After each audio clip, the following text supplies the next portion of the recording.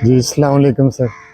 और सर मेरा नाम इब्राहिम है और मेरी उम्र तकरीबन 3 माह थी जब वालिद साहब का इंतकाल हो गया था। फिर वालदा की एक ओरिजिनल मजबूरी बन गई थी काम करना उनका घरों में। तो मेरी दूसरी भी जो बहनें हैं वो भी छोटी थी, फिर उनको भी साथ में मैनेज करना बहुत मुश्किल हो गया था उनके लिए। बेसिकली हम रहने वाले हैं मानसरे के। तो वालिद साहब के फौत होने के बाद उनकी फिर लाहौर आने की एक रीज़न और जेन्युइन मजबूरी बन गई थी। लाहौर में आके उन्होंने घरों में काम किया, हमें बड़ा किया और बड़ा करने के बाद पहले उन्होंने बच्चियों की शादी की। फिर उसके बाद उन्होंने मेरे बारे में सोचा तो तब उनका इंतकाल हो चुका था। तो फिर मेरे लिए बहुत मसले बने हैं, बहुत मुश्किलातें आई हैं। उसी दरमियान फिर जो दूसरी सिस्टर हैं उनकी भी शादी करवाई। तो अब जो है मेरी खुद भी तबीयत ठीक नहीं है और बहुत मुश्किल हो गई हुई है। जो इस वक्त हालात चल रहे हैं तो जो घर के हालात हैं वो भी बड़े टाइट हो चुके हैं। बाज़ार में जब चीज़ें और दालें वगैरह लेने जाते हैं तो दालों की कीमतें जो हैं तकरीबन 400 तक चली गई हैं। दाल देख लें, आटे की कीमत देख लें, पहले आटे का तोड़ा था 600 650 का। अब आटे का तोड़ा जो है वो 3000 तक पहुंच गया, 3000 3500 तक। मुर्गी का गोश्त देख लें वो है सर 450 तक। जो बड़ा गोश्त है वो तकरीबन 900 तक का है। तो जब मैं उस दिन गया हूँ बच्चे को साथ लेके, मेरे साथ छोटा बच्चा गया 10 साल का, उसने मुझे रिक्वेस्ट की कि पापा मुझे वो ले दें, सेब ले दें। तो मेरी जेब, मैंने जब जेब की तरफ देखा तो मेरी जेब नहीं इजाज़त दे रही थी। तो फिर मैं एक साइड पे जाके थोड़ा सा अच्छा खासा मुझे रोना आया तो मैं रोने लग पड़ा। काफ़ी देर में आधा घंटा रोता रहा हूँ। उसके बाद सर मैंने, कोई एक आदमी खड़ा था, उसने एक बच्चे मेरे से पूछा क्या हुआ है। मैंने कहा सर मैंने पहले बताया नहीं। और काफ़ी देर मेरे से वो जिक्र करता रहा कि क्या बात है, आप बताएं मुझे क्या मसला है, बच्चा क्यों रो रहा है, क्यों आप ऐसे कर रहे हैं। तो मैंने उसे फिर जब बताया तो उसके भी आंख से आंसू गिरने लग पड़े। तो मैं तो रो ही रहा था। तो क्या उसने बच्चे को सेब लेके दिया तो मुझे उसके ऊपर भी बड़ा दुख और बड़ा मुझे अफसोस हुआ।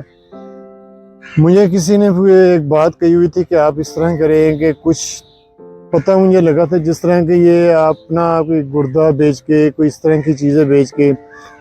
साथ में मेरी मिसेस की जो है ब्लड शुगर है उन्हें।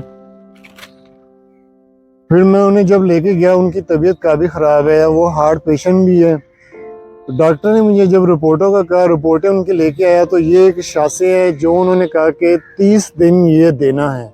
इसकी कीमत है तकरीबन 550 रुपये।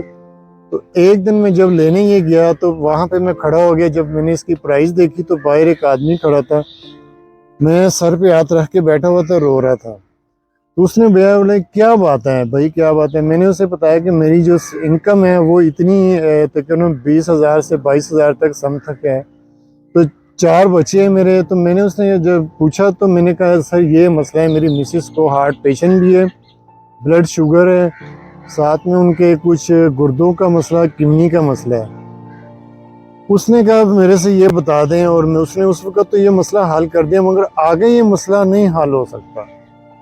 अगर जो लोग ये मदद करना चाहते हैं, मेरी उनसे गुजारिश है कि खुदाया मेरी मदद की जाए और ऐसे लोगों को अल्लाह ताला उसका हजर देगा, ज़रूर देगा। और मेरी थोड़ी सी हेल्प की जाए सर। जबकि सर पहले ये एक इंजेक्शन आता था इंसुलिन, उसे कहते हैं 70-30। ये मेरी मिसेस का कार्ड है। ये पहले सरकारी हॉस्पिटलों में मिल रहा था, जो कि अब नहीं मिल रही है। अब बाहर से परचेज करना पड़ता है, कि जो मैं नहीं कर सक रहा। तो उनकी काफ़ी कंडीशन जो है बहुत ज़्यादा ख़राब हो चुकी है। तो कल मुझे किसी ने बताया कि इस तरह का जो मसला है वो, मैं उसके ऊपर एग्री हो चुका था कि मैं कहता हूँ मैं अपना एक गुर्दा बेच के तो ये सिलसिला चला देता हूँ घर का। फिर मुझे एक आदमी ने रोका कि आप ऐसे ना करें, आप एक एप्लीकेशन लिखें और हमें दें तो हम आगे फॉरवर्ड करते हैं। तो फिर मेरे बहुत मायूस हो चुका था। एक दफ़ा मेरे जहन में आया, हमारे घर के सामने रेलवे ट्रैक्स हैं, पिछले वीक की बात है। तो मेरा बहुत जहन जो था, मैंने कहा ये रोज रोज का जो रोना है, इससे रोने से बेहतर है एक दफा मैं रो लूं। रेलवे ट्रैक के ऊपर मैं जब जाके बैठा हुआ तो एक आदमी आया मेरे पास, कहता है ये हाल नहीं है इसका, आप अल्लाह के आगे जाके रुजू करें, अल्लाह से कहें। तो मैं एक दिन फिर उस वक्त तो मैं ले गया वो मुझे का उठा के वहां से, क्योंकि ट्रेन का वक्त हो चुका था तकरीबन, ट्रेन भी करीब थी और मैं भी बैठ गया था जाके, और मुझे वो उठा के ले गया। मैं मस्जिद गया सुबह, अगले दिन मैंने नमाज पढ़ी। नमाज के बाद मैं नहीं जानता था उस आदमी को, वो मुझे जानता था, मैं उसके मेरे नाम का भी पता था, घर का भी उसे पता था। तो अगले जब मैं नमाज पढ़ के आया तो मैंने दरवाज़ा लॉक किया। दरवाज़ा लॉक करने के बाद दस्तक हुई। दस्तक के बाद मैंने देखा कि एक थैला पड़ा हुआ था बाहर। मैंने देखा दाएं बाएं तो कोई नहीं नजर आया, मगर वो थैला पड़ा हुआ था। थैले में कुछ राशन पड़ा हुआ था, घर की जो चीजें थी वो पड़ी हुई थी। मैंने उठाई, मैंने खोल के देखा, इधर उधर देखा, कोई भी नहीं था। उस वक्त नमाज हो चुकी थी, फजर की नमाज। तो उसमें लिखा हुआ था, इब्राहिम साहब आप मायूस ना हो, अल्लाह ताला मदद करेगा। उसमें तकरीबन घर का जो एक वीक का था वो तकरीबन हो चुका था। पीछे जो इसी वीक में 3 दिन बच्चों ने खाना नहीं खाया था और मैं भी बड़ा परेशान था। मैंने भी नहीं खाया, हद तक कि मैं दोपहर का खाना नहीं खाता, जो एक रात खाता हूँ फिर वही खाना अगले रात खाता हूँ जाके। तो फिर भी मेरा गुजारा नहीं हो रहा, बड़ी मुश्किल हो चुकी है। मेरी भी कंडीशन ठीक नहीं है, ये और मेरी आंखों का भी मसला है मुझे, क्योंकि जो इंजेक्शन लग रहे हैं ये मेरी रिपोर्ट्स हैं तकरीबन सारी। ये मेरी नीरू का मसला है, जो क्योंकि समटाइम मेरे पानी आता है नाक से, जो है ब्लीडिंग होती है। कि डॉक्टर ने कहा कि आपका कुछ मसला चल रहा है, ये इसको आपको हल करना होगा, इसके बगैर मसला जो है नहीं हो सकता। जो उसने मेडिसिन लिख के दी है तो वो मेडिसिन मैं अफोर्ड नहीं कर सकता। रोशनी है वो चली गई है, उसके लिए मुझे इंजेक्शन लग रहा है तकरीबन, वो लगता है सर मुझे 3000 का। ये 3000 का इंजेक्शन लगता है इसकी कीमत 6000, मगर ये वेलफेयर के ज़रिए 3000 वो पे करते हैं। तो फिर 4 इंजेक्शन लग चुके हैं, 4 से मेरी अभी बेहतर नहीं हुई। अभी इंजेक्शन वो कह रहे हैं कि 5 इंजेक्शन आपको लगे हैं, उसके बाद आपकी जो जेली के पीछे जो ब्लड है वो उसको उठाएगा। तो मुझे बहुत सख्त परेशानी में, बहुत ज़्यादा मायूस हो चुका हूँ सर। ये सर मेरी जो मेन डिप्रेशन में, जब मैं एक दिन जा रहा था तो मैं गिर पड़ा। जो मेरी कमर की हड्डी है वो जोर से डैमेज हो चुकी है, समटाइम मेरे से गाड़ी नहीं चलती।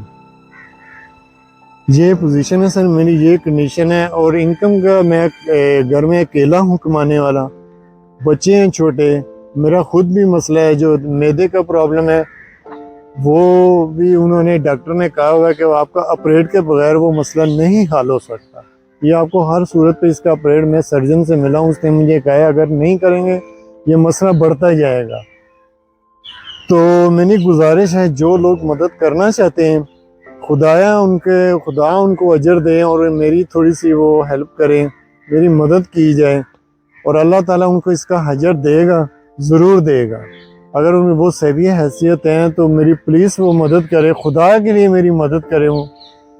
अल्लाह ताला उनको, मेरी दुआ है उनके लिए। कोई इस तरह जैसे मैं हूँ, मैं किसी से मांग नहीं सकता, लेकिन जो मांगने वाला होता है उसे तो एक आदत बन जाती है, मैं मांग नहीं सकता शर्म के मारे। तो मेरी मदद की जाए।